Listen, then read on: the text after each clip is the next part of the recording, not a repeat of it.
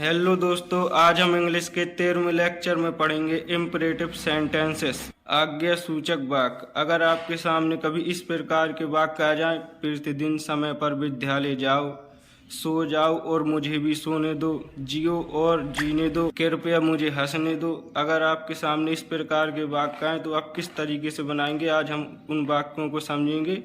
तो इन वाक्यों को प्रारंभ से देखते हैं। शुरू करते हैं इम्परेटिव सेंटेंसेस। आज्ञा सूचक वाक्य।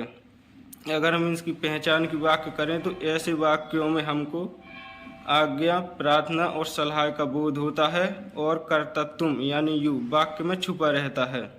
इसका पहला नियम होता है कि जब वाक्य साधारण हो तो हम सर्वप्रथम एम बी फर्स्ट का प्रयोग करते हैं, उसके बाद ऑब्जेक्ट ओ डब्ल्यू का प्रयोग करते हैं। चलिए वाक्य देखते हैं। जैसे हैं दरवाज़ा खोलो। दरवाज़ा खोलो में कर्ता क्या छुपा है? तुम दरवाज़ा खोलो। यहाँ पे तुम साइलेंट रहेगा और वाक्य बनेगा ओपन द डोर। जैसे कोई कहे वहाँ जाओ, यहाँ पे कर्ता क्या छुपा है? तुम वहाँ जाओ। यहाँ पे कर्ता छुपा रहेगा और वाक्य एम बी से शुरू होगा गो देयर, वाक्य बनेगा गो देयर। जैसे कोई कहे यहाँ आओ तो क्या हो जाएगा? Come here. आगे है खड़े हो जाओ तो वाक्य बनेगा स्टैंड अप। अगर आपको कहे कोई जाओ या जाइए तो इसके लिए हो जाएगा गो। अगर कहे आओ अथवा आइए तो उसके लिए प्रयोग होगा कम। अगर कोई कहे मेरे पास आओ तो हो जाएगा कम टू मी। अपने गुरुओं का सम्मान करो, यह बनेगा रिस्पेक्ट योर टीचर्स। इसमें कर्ता तुम छिपा हुआ है, जैसे कि तुम अपने गुरुओं का सम्मान करो तो बनेगा रिस्पेक्ट योर टीचर्स। अगर कहे गरीबों की सहायता करो, हेल्प द पुअर। अपने माता पिता का कहना मानो, ओबे योर पेरेंट्स। अगर कोई कहे सत्य बोलो तो वाक्य बनेगा स्पीक द ट्रूथ। इसमें कर्ता तुम छिपा हुआ है, तुम सत्य बोलो, तुम साइलेंट रहेगा और वाक्य बनेगा स्पीक द ट्रूथ।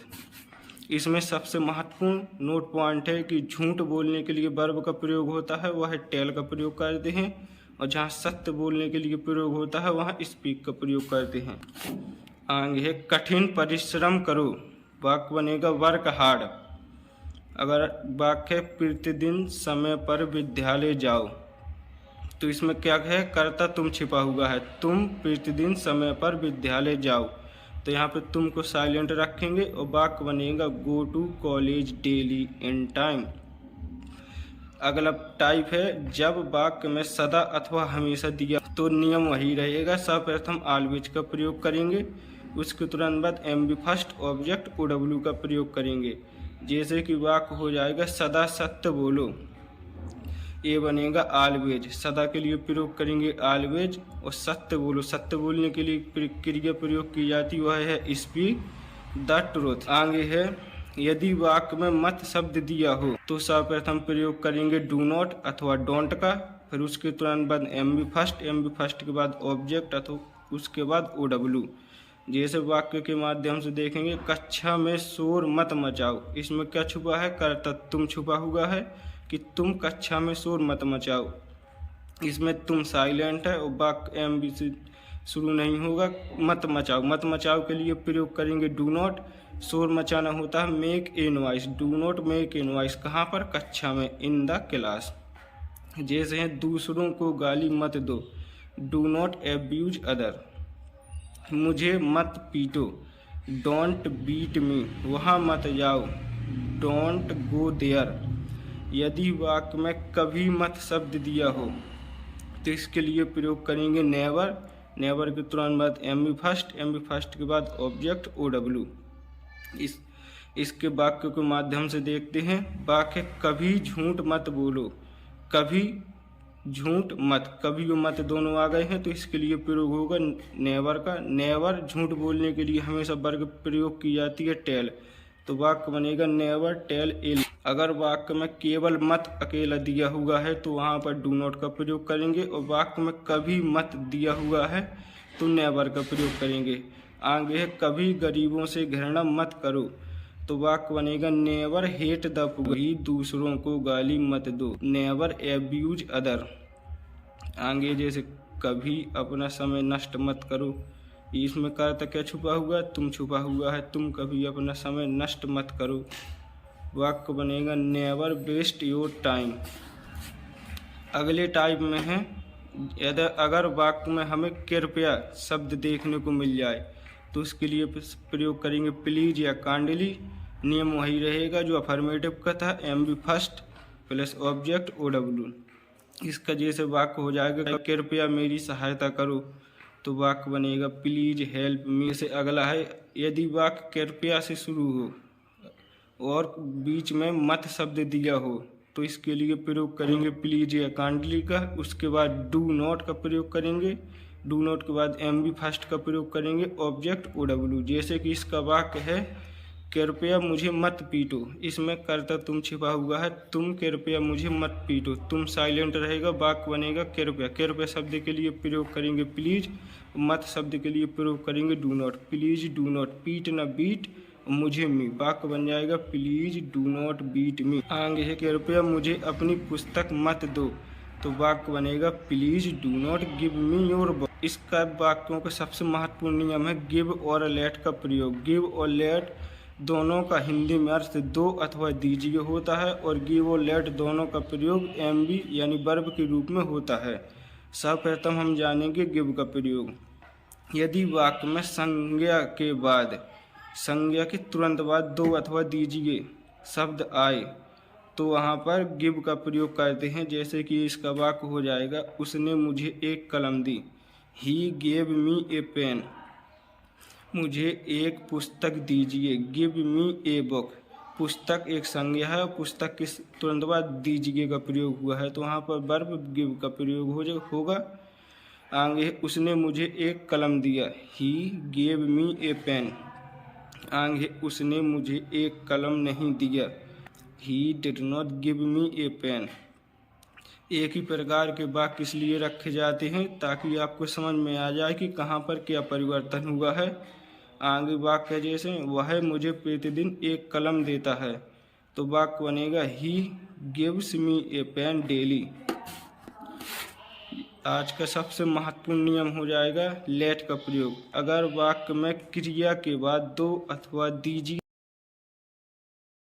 क्रिया में नानी ने दिया हो और अंत में दो अथवा दीजिए का प्रयोग हुआ हो तो यहाँ पर दो अथवा दीजिए के अर्थ में एमबी लेट का प्रयोग किया जाता है। जैसे कि वाक्यों के माध्यम से देखेंगे, उसने मुझे जाने दिया, उसने मुझे जाने दिया, ही लेट मी गो। आगे है मुझे जाने दो, लेट मी गो, जाने। नानी ने आया है क्रिया में और अंत में दो शब्द दिया है। आगे उसको पढ़ने दो, पढ़ना एक क्रिया है और क्रिया में नानी ने का प्रयोग हुआ है और अंत में दो दिया हुआ है तो वाक्य हो जाएगा लेट हिम रीड। आगे उसने मुझे नहीं जाने दिया, वाक्य बन जाएगा he did not let me go. यहाँ हमेशा लेट वर्ब का काम करता है।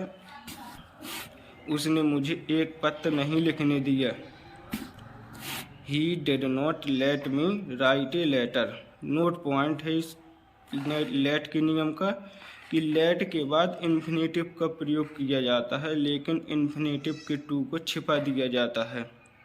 इन्फिनेटिव के टू को छिपा दिया जाता है क्योंकि टू साइलेंट रहता है। आगे वाक्य जैसे वह मुझे प्रतिदिन जाने देता है, ही लेट्स मी गो डेली, क्योंकि यह प्रेजेंट इंडेफिनिट का वाक्य है। आगे तुमने मुझे नहीं हंसने दिया, वाक्य बनेगा you did not let me laugh, तुमने मुझे नहीं हंसने दिया। आगे है क्या, तो वाक्य बनेगा did you let him go. आगे है तुमने उसे क्यों नहीं जाने दिया, वाक्य बनेगा भाई did you not let him go. आगे उसे मत सोने दो, do not let him sleep अथवा डोंट लेट हिम स्लीप। आगे है कृपया मुझे जाने दो, तो कृपया के लिए प्रयोग करेंगे प्लीज। क्रिया जाने के बाद उसमें नानी ने का प्रयोग हुआ है अंत में दो दिया हुआ है, तो वाक्य बनेगा प्लीज लेट मी गो। आगे मैं तुम्हें नहीं जाने दूंगा। I shall not let you go, मैं तुम्हें नहीं जाने दूंगा। वह मुझे नहीं जाने देता है। He does not let me go. आगे जैसे कोई वाक्य मिल जाए, आप जियो और मुझे भी जीने दो, तो जियो और मुझे भी जीने दो, यह वाक्य बनेगा live and let me live. Live जीना का लिए प्रयोग होगा, और एंड और के लिए प्रयोग होगा। मुझे जीने दो क्रिया के बाद नानी ने का प्रयोग हुआ है और अंत में दो का प्रयोग हुआ है, तो मुझे जीने दो कैसे बनेगा लेट मी लिव, और पूरा वाक्य हो जाएगा जियो और मुझे जीने दो का पूरा वाक्य होगा live and let me live. सो जाओ और मुझे सोने दो, sleep and let me sleep. इस अगर आपको जब ऐसे वाक्य मिले तो पहले टुकड़े को M B first object OW से बनाते हैं, और एंड और शब्द के लिए प्रयोग करते हैं, एंड का प्रयोग करते हैं, तथा दूसरे टुकड़े को लेट प्लस ऑब्जेक्ट OW से जोड़ देते हैं। अगर वीडियो अच्छी लगी हो तो वीडियो को लाइक और चैनल को सब्सक्राइब जरूर करें। हम प्रतिदिन आपके लिए इसी प्रकार की वीडियो लाते रहेंगे। अगर किसी भी प्रकार की वाक्यों को समझने में बनाने में दिक्कत हो रही है, कमेंट बॉक्स में पूछ सकते हैं। अगर आपको किसी भी टॉपिक का अलग से वीडियो चाहिए तो आप कमेंट कर सकते हैं, आपके लिए वीडियो बना दी जाएगी। और चैनल को सब्सक्राइब करना ना